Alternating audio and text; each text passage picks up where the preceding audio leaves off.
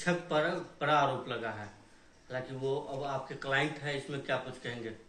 हाँ, ये हमारे संज्ञान में आया है मैटर, ठीक, और इसको लीगली हम हैंडल कर रहे हैं।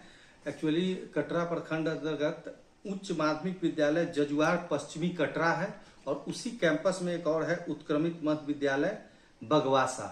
तो वहाँ एक्चुअली इसके जड़ में जो है ऐसा कोई घटना, बुरी तरह से यह असत्य घटना है जो आरोप लगाया जा रहा है, ये घटना ऐसा हुआ ही नहीं है।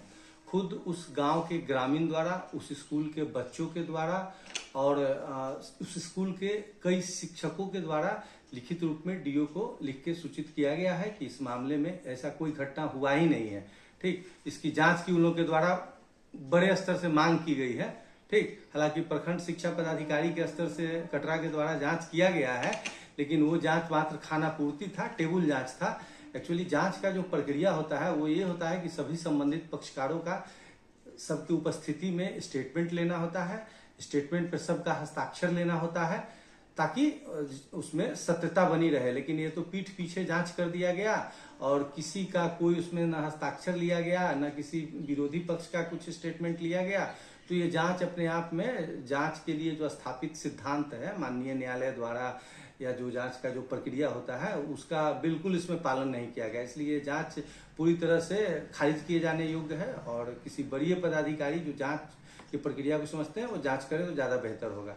दूसरा बात ये कि वहाँ मूल रूप से मतलब ये है कि वहाँ जो मध्य विद्यालय चल रहा था तो उसमें 1 से 5 के जो शिक्षक हैं वही लगातार स्कूल के प्रभार में रहे हैं और +2 के शिक्षक आ जाने से और +2 के शिक्षक के पक्ष में विभाग के द्वारा पत्र निकाला गया और उससे उनका हित प्रभावित हो रहा था। 1 से 5 के जो शिक्षक हैं वहाँ प्रभारी बने हुए हैं, वो प्रभार देना नहीं चाहते। उनका पुराना इतिहास रहा है, वहाँ 34,540 के रेगुलर टीचर भी रहे हैं, उनको भी वो नहीं दिए प्रभार, और भी पहले भी रहे हैं उनको भी वो प्रभार नहीं दिए हैं। अभी बीपीएससी के एक और शिक्षक जो कि ट्रांसफर होकर गया चले गए हैं, उनके पक्ष में भी उस वक्त निकला था तो प्रभार नहीं दिए हैं। और अभी जिस शिक्षक को फंसाया जा रहा है उनके पक्ष में भी वर्तमान में प्रभार देने का चिट्ठी विभाग निर्गत किए हुए है, जो +2 का आप प्रभार इनको दे दीजिए, लेकिन उनके द्वारा प्रभार नहीं दिया गया है। वो किसी तरह से ये चाहते हैं कि प्रभार न दिया जाए, इस कारण से इस निर्दोष को फंसाया गया। यहाँ ये भी संज्ञान में आ रहा है, जांच का विषय हम जांच का मांग करते हैं कि वो जो आवेदन किसी बच्ची ने जो आरोप तथाकथित कहा जा रहा है लगाया गया है, वो आवेदन उसी 1 से 5 के शिक्षक जो प्रभारी है मिडिल स्कूल के उनके ही हैंडराइटिंग में है। उसके अलावा ये भी संज्ञान में आ रहा है, जांच का ये भी विषय है कि जो आरोप लगा रही है वो वहाँ की बच्ची स्टूडेंट ही नहीं है और एक बच्ची का जो है वो किसी VSS के सदस्य की रिश्तेदार वगैरह है और उसके एक रिश्तेदार शायद, और कुछ लोग गांव में कुछ एक ऐसा इंसिडेंट हुआ था स्कूल में ही, कुछ ग्रामीण आके स्कूल में शिक्षकों के साथ मारपीट किए थे।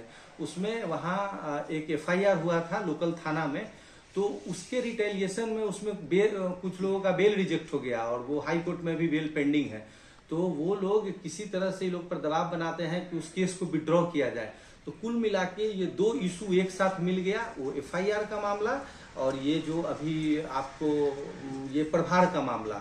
और इसका उपयोग बहुत अच्छे तरह से वो 1 से 5 के जो शिक्षक हैं प्रभारी, तथाकथित समथिंग सहनी उनका नाम है, तो वो उनके द्वारा ये एक षड्यंत्र रचा गया और इस कॉन्स्पिरेसी के तहत ये बीपीएससी का +2 शिक्षक जो है इसको फंसाया जा रहा है। देखिए वस्तु स्थिति ये है कि जो लोकल शिक्षक जो बने हुए हैं वो खुद 14 साल से, वो 1 से 5 के जो शिक्षक हैं 14 साल से उसी विद्यालय में है और उनको वो तरह तरह से व्यवधान उत्पन्न करता है। इस कारण से स्कूल का माहौल दूषित हो रहा है और बच्चों का पढ़ाई बाधित हो रहा है। यहाँ तक संज्ञान में आ रहा है कि वहाँ MDM में काफी घपला किया जाता है।